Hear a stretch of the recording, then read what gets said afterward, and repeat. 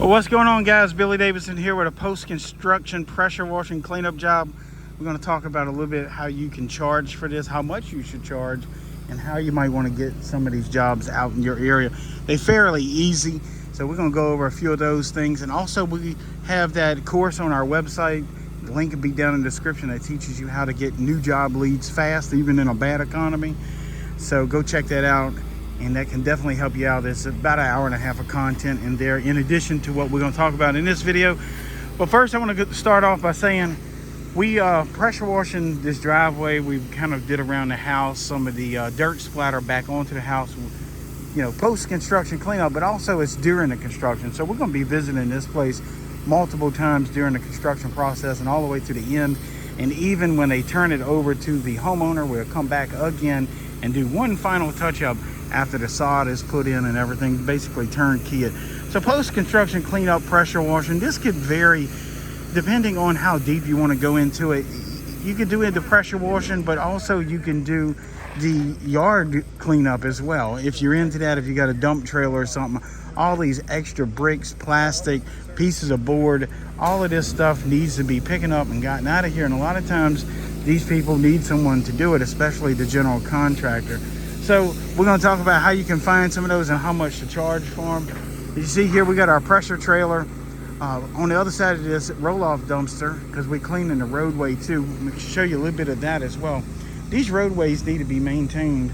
You can imagine all this dirt and sand and everything else, the clay gets tracked into other people's driveways in this neighborhood, eventually into their garage and into their house and inside their car. So that really gives the general contractor a lot of heartache over it. So if they can avoid that by paying you some money to clean it up, it keeps the griping neighbors from being such, you know, a nuisance to them. And I understand, I'd probably gripe too, you know, especially there's some beautiful homes here. You come through here with a $150,000 vehicle and you're getting this stuff all over it into the garage and all of that. So you got to think about that when you approach these general contractors. Let them know the value of what you can provide for them, especially if you're coming out about every 2 weeks to keep this cleaned up. And of course, they're going to absolutely understand it because they're probably dealing with some of those issues already. Now, let's talk about how you can get some of these jobs. Well, guys, look, this is my go-to thing. I know this is kind of nasty, but I post a flyer right inside this porta-toilet and put it on the door or wherever you want to put it in there. Just double tape it and it'll stay there for a while, you know, a couple weeks or whatever. But that's how I usually get these jobs, in addition to some other ways I get them, like we talk about on my website, how to get job leads fast. Again, the link will be down in the description.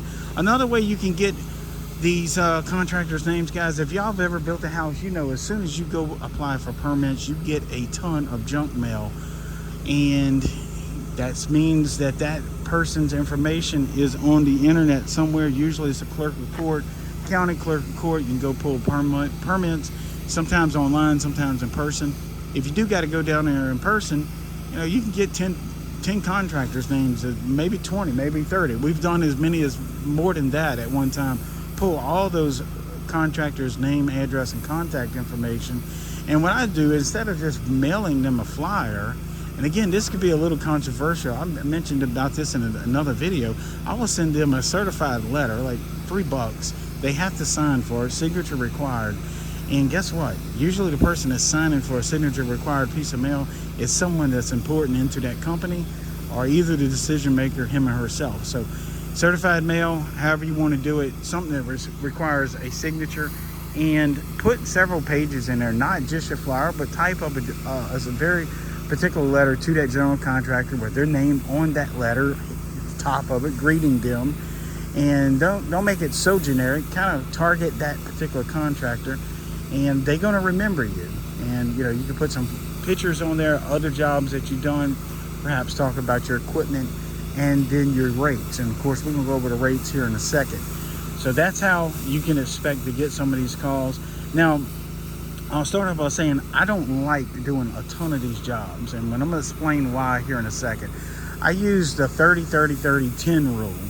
30% commercial work, 30% residential, 30% government.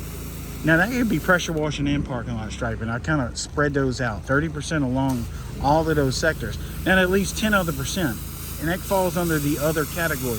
And this is basically recession proof in your business. Sometimes that 10%, that category of other, could balloon into another 30 or 40%, especially if the residential side slows down. And I hope that makes sense. Other can contain post-construction cleanup. It can contain fleet washing. That other 10% could contain some type of other pressure washing, like heavy equipment.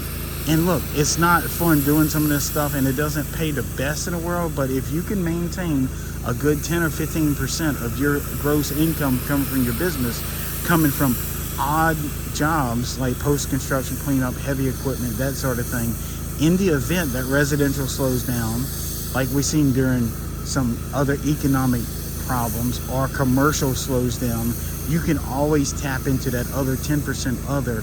And that means your foot has been in the door, you've had your ear to the ground, and keeping that 10%, you know some contractors in your area, you know some fleet guys that need their trucks washed, perhaps you know some heavy equipment guys, and then you could ramp up that section of your business. So I hope that makes sense talking about these percentages. About to get tongue-tied on that as well. And look, we talk about a lot of this in that How to Get Job Leads Fast, that little training course we have on our website. Again, the link will be down in the description. But I truly believe that bringing in some of these other types of jobs, post-construction cleanup, again, fleet washing, I even kind of put dumpster pads in there. I'm not happy about doing a dumpster pad. It's not the most favorite thing to do in the world.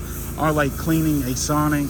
That's not the most favorite thing to do in the world, and you're not going to get rich doing it, but it can definitely hedge off any economic slowdowns that you see in your business. But that being said, I have made hundreds of thousands of dollars cleaning Sonics and dumpster pads. So, you know, it's not my most favorite thing. I'd like to just go pressure wash an easy commercial building that's not even dirty, or some house that I can maintain every 6 months. But sometimes you have to go deep down, dig deep down, and do some of this post-construction cleanup, some of the nasty work, if you will. And what we're going to do here, guys, we're just rinsing this down. We're getting all the sand and dirt off the driveway. It's going to go right into this little area off the side of the road. They're going to end up putting sod down and landscaping that anyway, but we want to get this driveway cleaned up. Now, once we get all this heavy debris off the driveway, then we're going to come back and surface clean it lightly with a Dawn Dish liquid soap. Either you can downstream it onto the driveway, or either you can add it to your buffer tank, and that's going to get rid of a lot of these clay stains while it's fresh, some tire track marks from some skid steers that were in here, and make this driveway look really nice. Now, of course, it's going to get back dirty again multiple times, but as they are completing the interior of this home, at least those trim carpenters, the cabinet guys, the flooring guys, the electricians don't have to walk through ankle-deep dirt and mud, getting that all back into the house onto the new flooring. So it's really important, because it can really ruin that flooring. It can scratch it up, make a mess out of it. And then the homeowners that are having the house built by the general contractors are not happy about that either. So keeping this clean every few weeks can definitely add to your bottom line. Now, the way I charge for this, guys, and this could vary in your area, as you see, there's 3 guys here, myself and these 2 gentlemen in our pressure wash trailer. We're going to spend about 5 hours on it, and I'm charging $150 an hour. Like I said, it's not the best in the world, but it's going to tie up most of the day. But still, again, I'm keeping myself in that section of the economy where I can tap into this if need so, because I've, keeping a relationship with general contractors, that sort of thing. So think about that whenever you're starting your pressure washing business, or if you're maintaining your pressure washing business. I've seen guys get 3 years into this business doing tons of residential, which is awesome money, easy money to make, and then things change, the economy changes, homeowners quit spending so much money, and then that pressure washing business is falling to their knees in bad financial trouble just because they didn't diversify enough. So again, I hope this video helps. If it's been helpful, make sure you hit that like button. That way YouTube will send it out to other people that could use it as well. Guys, don't forget about the parking lot striping. Don't forget about cleaning those dumpster pads. And if you need my help, go down to the description of this video, also the pinned comment. Go to BillyDavidsonVIP.com, and I hope to see you in the next video.